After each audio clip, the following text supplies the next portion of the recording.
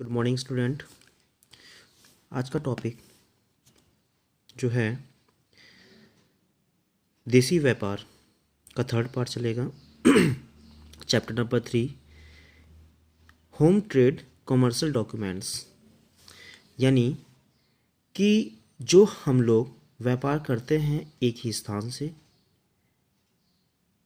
तो व्यापारिक प्रलेखों की क्या क्या आवश्यकता होती है, इसमें कौन कौन प्रतियां बनानी चाहिए, हमें उसकी आवश्यकता पड़ती है और उसके बारे में हम जानते हैं।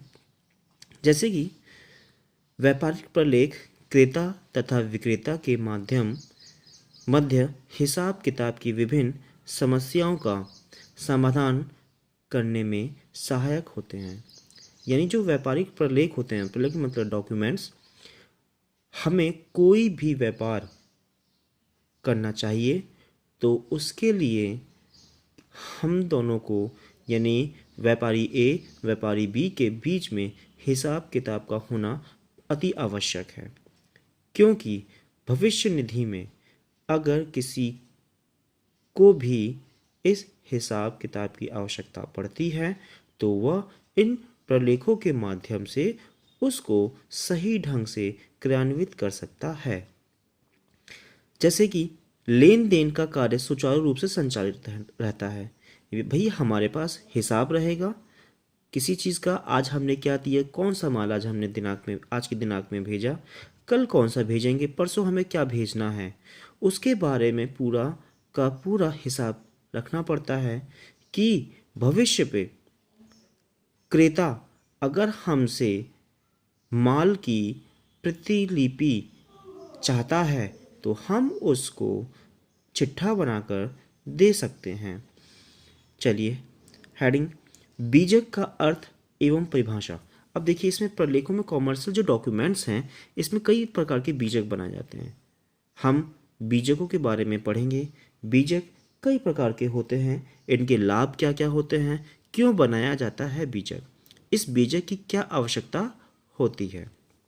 चलिए, जब कोई विक्रेता किसी क्रेता के आदेशानुसार उसे माल प्रेषित करता है, यानी जब कोई विक्रेता क्रेता के आदेश अनुसार, यानी कि आपने मुझसे माल खरीदने का आदेश दिया, आपने मुझे ऑर्डर दिया कि सर मुझे ये माल चाहिए और मैं क्या करूँगा, इस आपके आदेश अनुसार मैं उन मालों को आपके पास भेजूँगा। तो भेजे गए माल से संबंधित एक विवरण बनाकर भेजता है, जिसमें भेजे गए माल का विवरण, मात्रा, दर, कटौती, छूट आदि बातों का उल्लेख किया जाता है। यानी यहाँ तक पॉइंट क्या कह रहा है कि जब हम माल भेजते हैं या माल देते हैं तो उसके बारे में पूरा का पूरा विवरण देना पड़ता है। जैसे कितनी मात्रा जाएगी, किस दर से जाएगी। जैसे ये पेन है, एक पेन की दर 5 रुपये है, तो उसने हमसे 50 पेनों का ऑर्डर मांगा है, तो 50 पेनों का 5 रुपये की दर से कितना हो गया, 250 हो गया। अब 250 रुपये पे कितनी कटौती यानी कितनी छूट देंगे, 2%, 3%, 5%, वो जो है हमारे अकॉर्डिंग है, हम कितना छूट तय करते हैं, इन सभी बातों का उल्लेख किया जाता है। इसी विवरण को बीजक यानी इनवॉइस कहते हैं।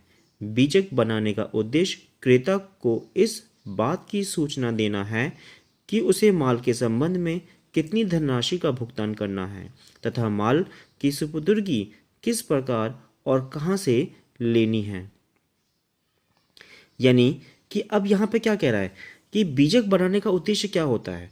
जब हम बीजक बनाते हैं तो कितना माल गया है, कितने का माल आया है, कितना माल गया है, तो इसमें दोनों व्यापारी मिलकर अपना बीजक तैयार करते हैं। देखिए, क्रेता भी करेगा और विक्रेता भी करेगा, दोनों के पास अपना अपना हिसाब रहेगा कि भविष्य में अगर किसी विक्रेता ने ये तय कर दिया कि आपने माल तो खरीदा लेकिन उसका भुगतान नहीं कर पाए, आपने भुगतान भी किया तो आधा किया, तो इसके आदेश इसके अनुसार आपके पास कम से कम ये प्रतियां तो होंगी जो प्रूफ के आधार पर आप दिखा सकते हैं।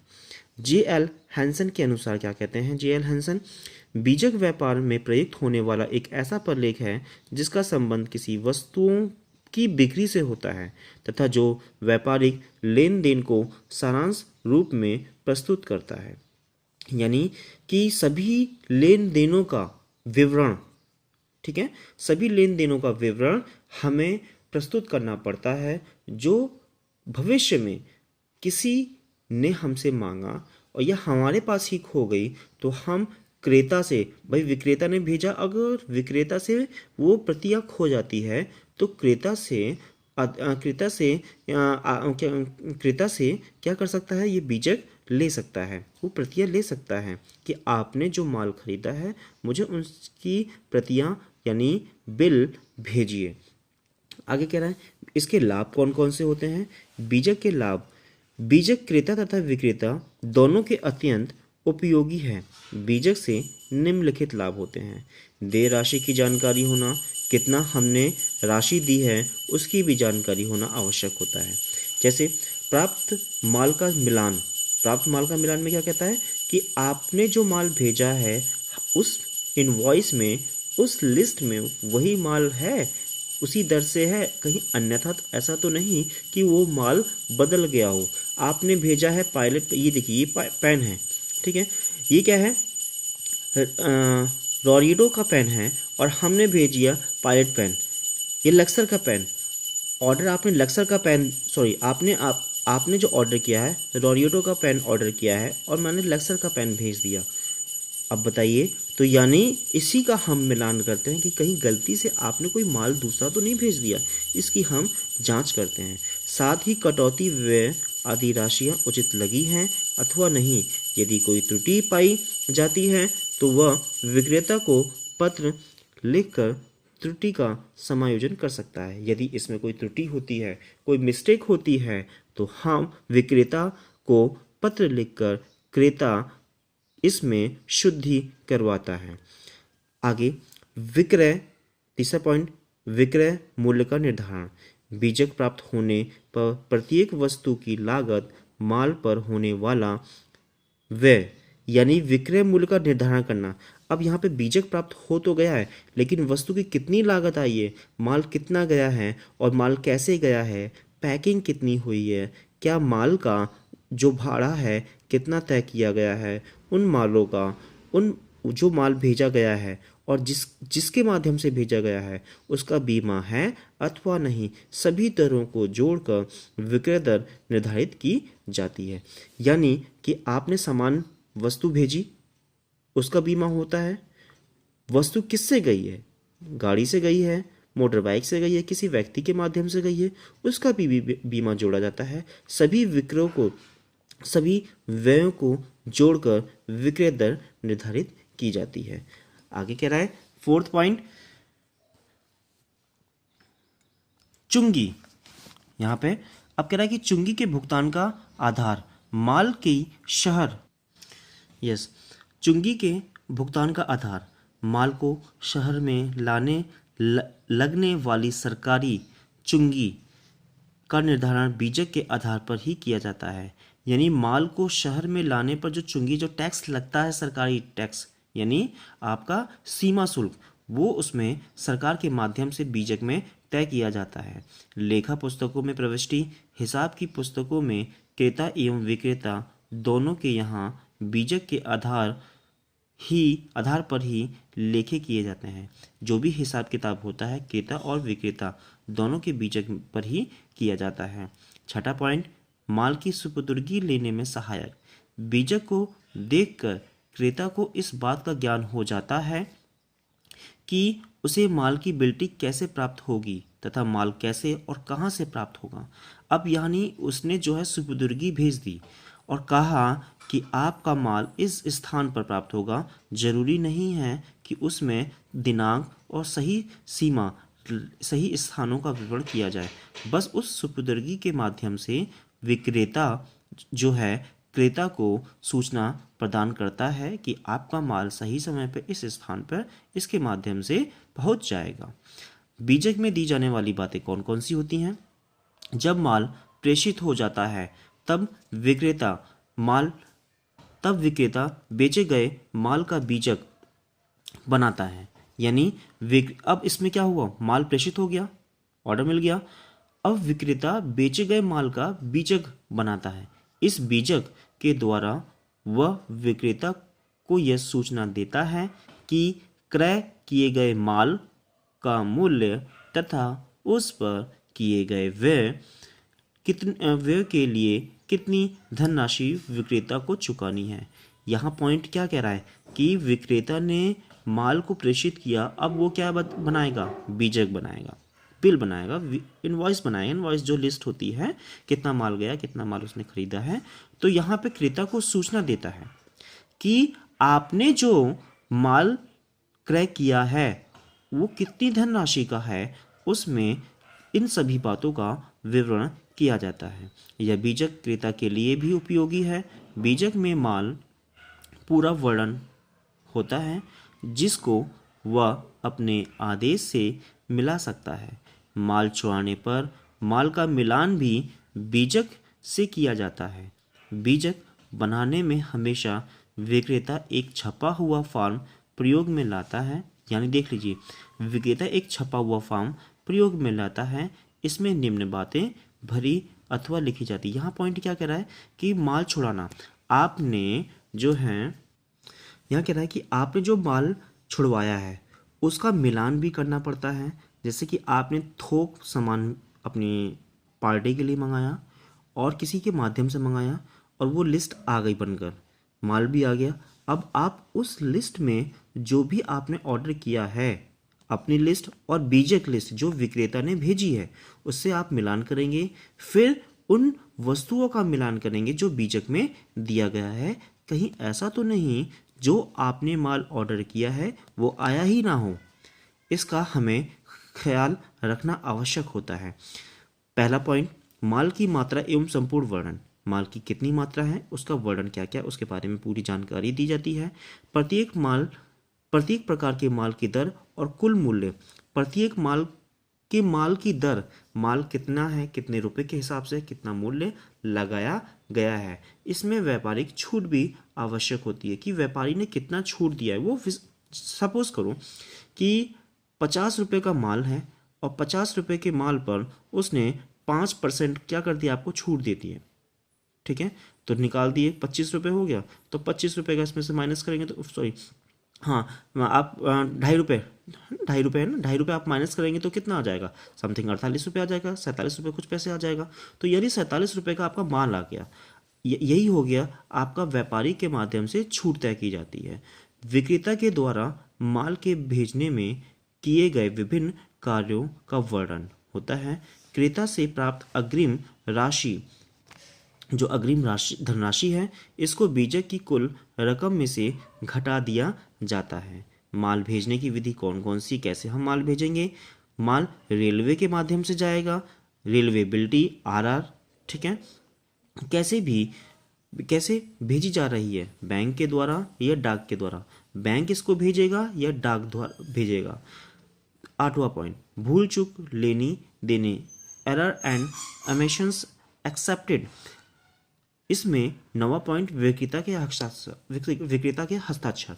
यानी जब माल पूरा का पूरा पहुंच जाता है, तैयार हो जाता है क्रेता को भेजने के लिए, तो विक्रेता अपना हस्ताक्षर, मोहर और दुकान की सील जहां से माल भेज रहा है उसका नोटिफिकेशन जारी करता है। उसके बाद नेक्स्ट पॉइंट कह रहा है कि बीजक के प्रकार एवं भेद।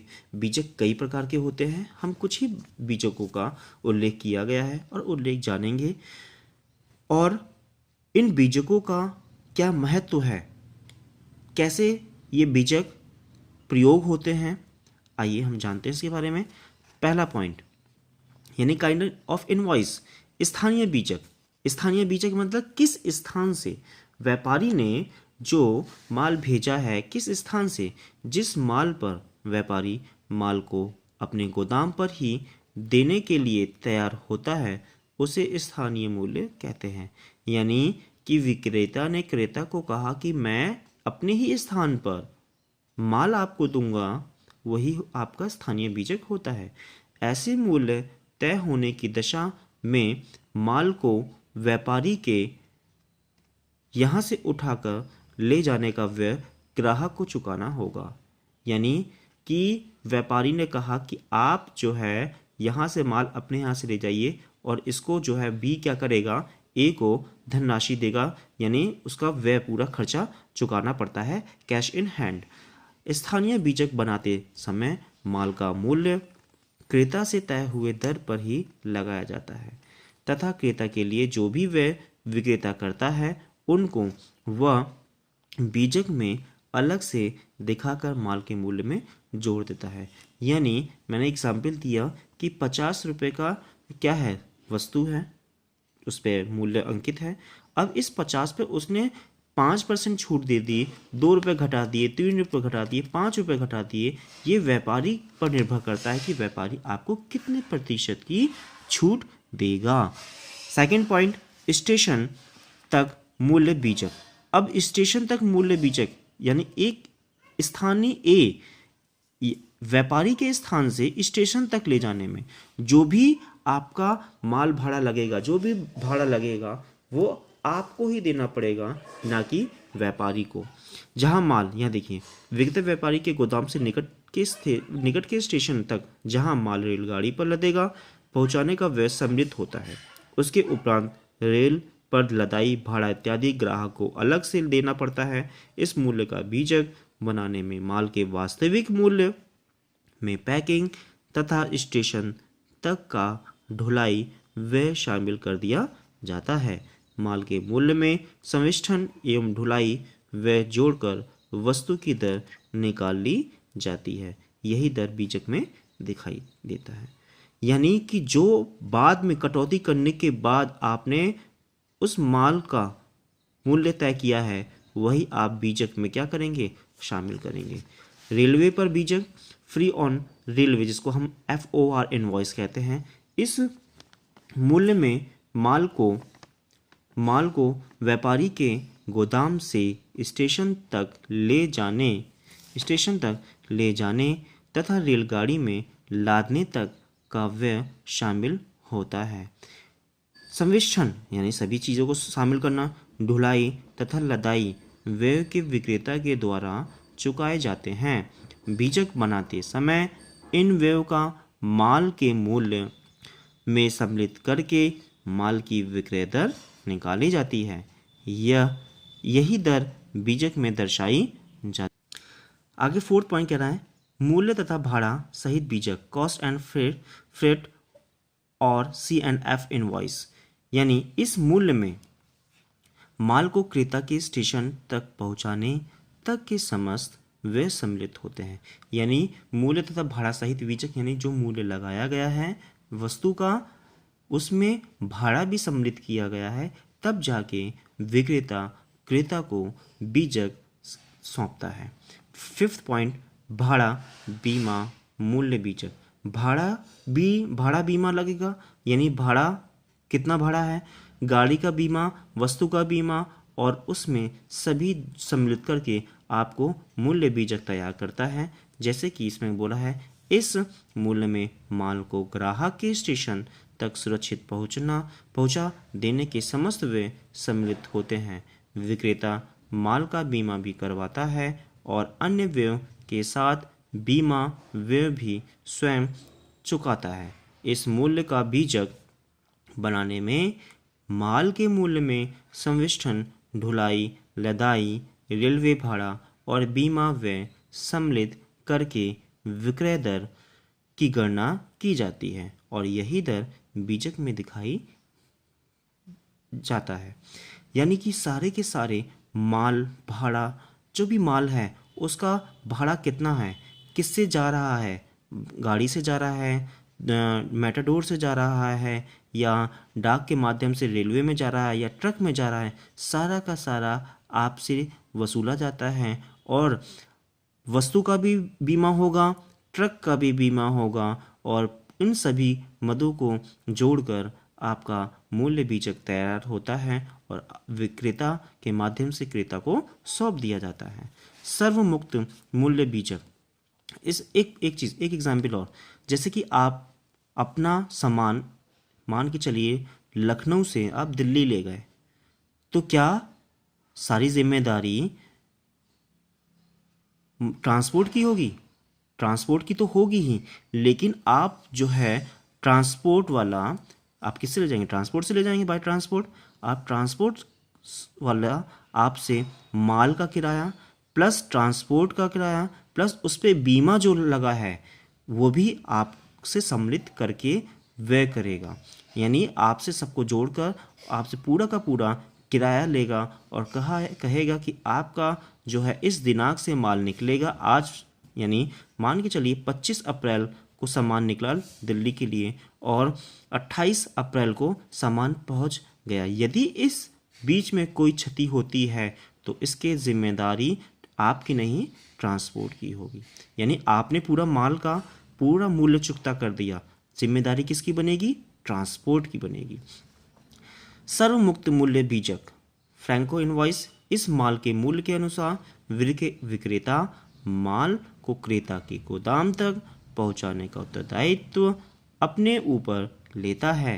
विक्रेता अपने द्वारा किए गए सभी व्ययों को माल के मूल्य में सम्मिलित करके विक्रय दर की गणना करता है और यही दर बीजक में दिखलाई जाती है।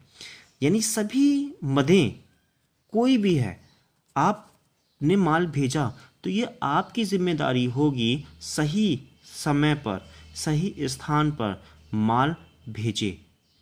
यदि माल, भाई क्रेता ने आपको माल का मूल्य चुकता कर दिया, चुकता करने के बाद अब जिम्मेदारी किसकी होगी? विक्रेता की होगी।